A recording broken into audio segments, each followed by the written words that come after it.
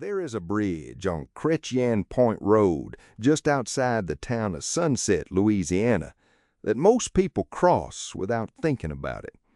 They cross it in the early morning, headed to work. They cross it at dusk, going home. And every now and then, mostly without knowing why, they cross it a little faster than they intended. The bridge spans Bayou Bourbeau in St. Landry Parish. It is not a remarkable structure. It is not particularly old.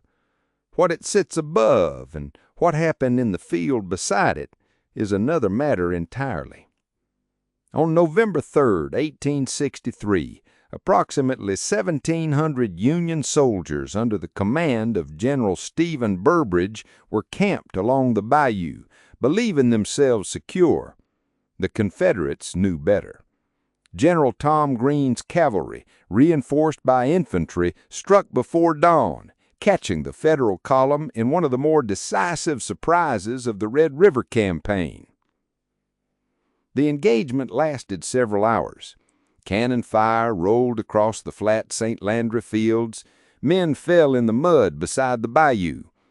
When it was over, the Union forces had lost more than 600 men, killed, wounded, or captured, and withdrawn toward Opelousas. The battle was named, partly, for a Union artillery officer who fought there, Lieutenant William Marland. The bridge carries his name now, or at least the legend does. Whether Marland himself died here or simply served here depends on which account you consult. The records are not settled on the point. What the records do not cover at all is what came after, what the people who live nearby say came after. The first layer of the legend is the oldest. Residents along Chretien Point Road have reported for generations the sound of cannon fire from the direction of the bayou. At no particular hour, in no particular season. Distant percussion. The kind of sound you feel in your chest before you hear it with your ears, followed sometimes by what sounds like men shouting orders in a field that has been empty farmland for 160 years. Some say they have seen figures in the dusk, soldiers, moving in formation through the tree line, not threatening, not approaching, just there. The way soldiers are when they are waiting for something to happen that already happened a long time ago. The second layer arrived later. A woman in white. She appears at the edge of the bridge, sometimes on it, sometimes just past the railing, standing where the road meets the dark. Reports of her stretch back at least a century, though what she represents shifts depending on who is telling the story. The records are not settled on the point. What the records do not cover at all is what came after. One version says she is a young woman killed by an automobile on this road in 1922. The car accident is cited in regional accounts. A girl, the bridge, a vehicle that came too fast around a bend in the early days of motorized travel in St. Landry Parish. The formal record of the accident has not been verified by historians, but the story is specific enough. A year, a road, a bridge, that it carries the texture of something that was handed down from someone who remembered it. Another version says she is the victim of a murder.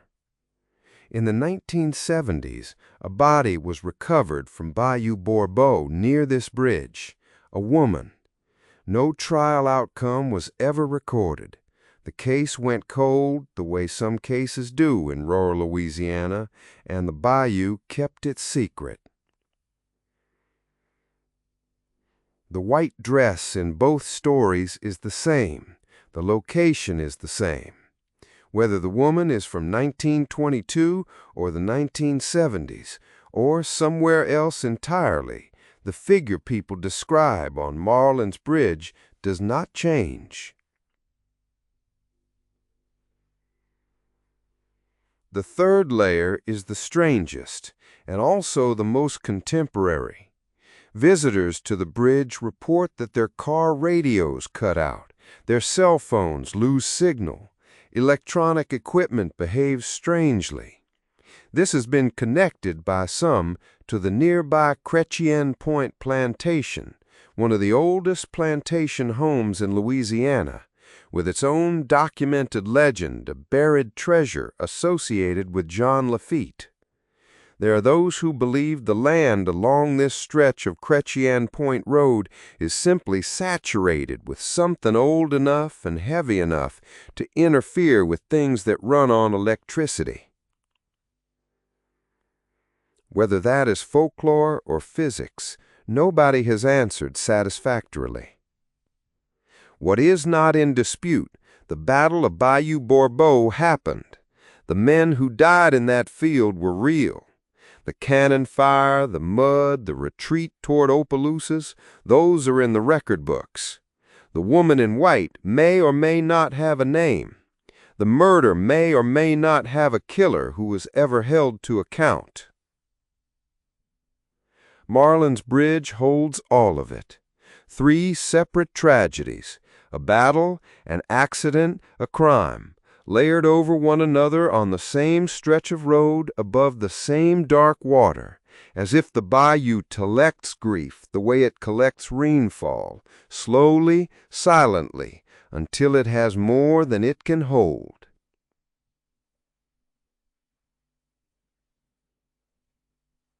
People who cross that bridge at night sometimes say they feel it. Not fear exactly, not danger, something older than either of those words.